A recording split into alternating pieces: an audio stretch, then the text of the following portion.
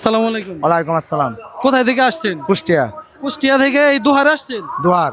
দোহারে কি এই প্রথম? না, প্রথম না, আমি আজ বহুতবার আসছি।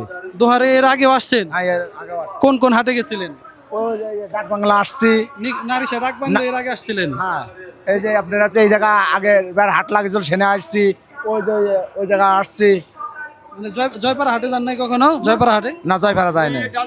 সবসময় এই নারিশা মুকশেদপুর ডাক হ্যাঁ, বাংলা না? এই- আজ এই বছর কতগুলা গরু নিয়ে আসছেন?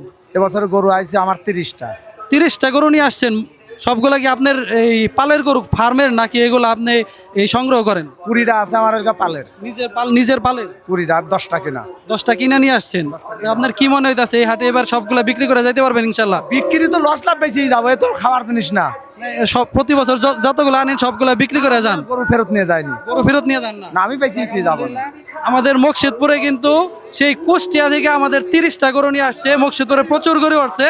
তো আমাদের এই ভাইয়ের নাম কি? আমার নাম ফজলু। ফজলু ভাই কিন্তু কুষ্টিয়া থেকে 30টা একদম দেশি সুন্দর সুন্দর গরু নিয়ে আসছে। সবাই কিন্তু মুকশেদপুর চলে আসেন দ্রুত, সবাই মুকশেদপুর চলে আসেন।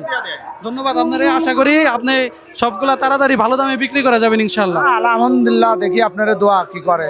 আল্লাহর রহমতে বিক্রি হয়ে যাবো। সামান্য কিছু পাইলে গরু দিয়ে দেয়। যাক, আপনারাও সবাই সাহায্য করেন বিক্রি। আমি প্রত্যেক বছর আমরা সহযোগিতা করি, আমার খুব কাছের পরিচিত।